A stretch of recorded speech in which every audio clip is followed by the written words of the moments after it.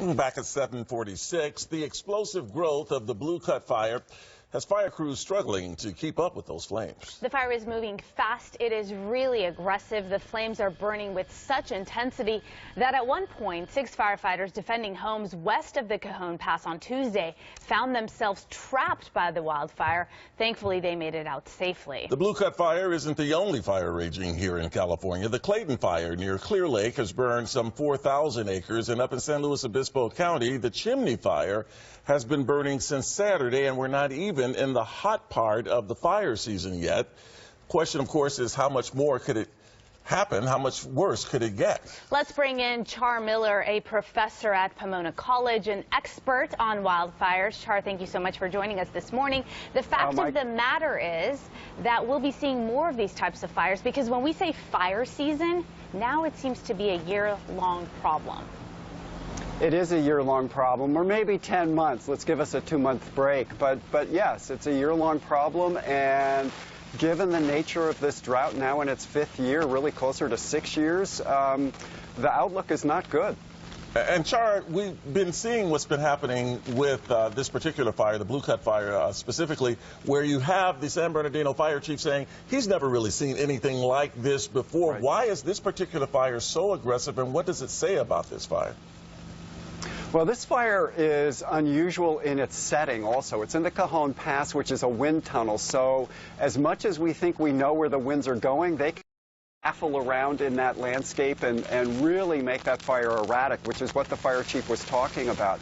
It's also the speed with which it's moving, partly wind-induced, partly because the landscape is so dry that everything is blowing up into flame. And the other thing for all of us in Southern California, that pass is so important. It's where our trucks come from. It's how we get to Vegas and elsewhere. It's where fuel comes into the city. It's where water comes into the city, as well as our electrical grid. So they've really got to fight it. But when you're trying to fight something that is so dangerous, so tricky, my heart goes out to them. What about all of the resources that we allocate for these types of fires? The fact that now we're looking at, what, as you said, 10 months, right, of this being a problem. Yes. We're talking about money, manpower, just resources in general.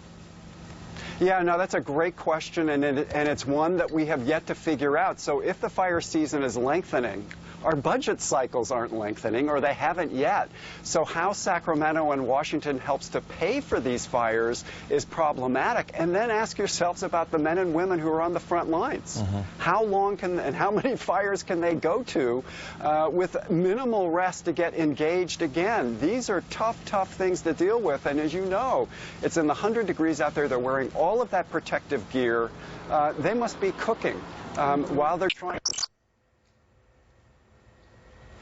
Oh, no. Well, that's what happens sometimes. Live TV. Well, thank you, Char. And keep in mind, again, we're not even in the riskiest part of the fire season yet. September, October. Char, are you back? Can you hear us?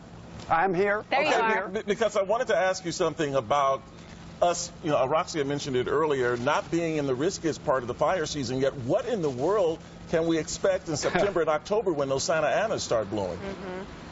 Well, let's just hope it doesn't happen. I mean, we didn't get El Nino this past year, so maybe these predictions won't be quite so bad. But you're right. You know, the season isn't just lengthening. We're now going into what for Southern California is its historically most intense fire season. That doesn't bode well. As far as the people who live in these parts of town, right, Lytle Creek residents, many of them say they're aware that this can happen. They're prepared for something like this. But I think in this case, this fire was so explosive, it even caught them off guard.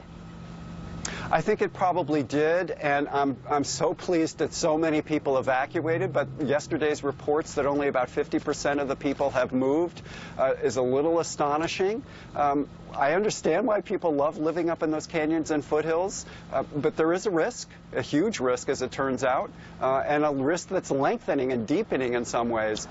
So my car would be backed every day, backed upwards, and it would be filled and ready to go. Sure, and Char, let me talk a little bit more about that and have you expound on that a little bit more, because the fact of the matter is you not leaving is not just putting yourself in danger. Is that right?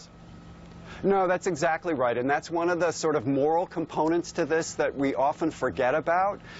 We feel that firefighters can come in and save us everywhere, and that's probably true because they're kind of amazing people, but really, why do you want to put them at more risk than they already are? There's a kind of relationship that you have, a kind of moral or a social responsibility to prep your house, to prep yourself so that those who are coming uphill to save you can do so easily while you're trying to escape downhill. That's right. It's not just about you. A social contract, I think I heard someone describe it as. A social contract. That's a good way of putting it. Great word. All right. Char Miller, thanks so much for shedding some light on what's going on and what people should be doing and preparing for. Appreciate it. Thank you.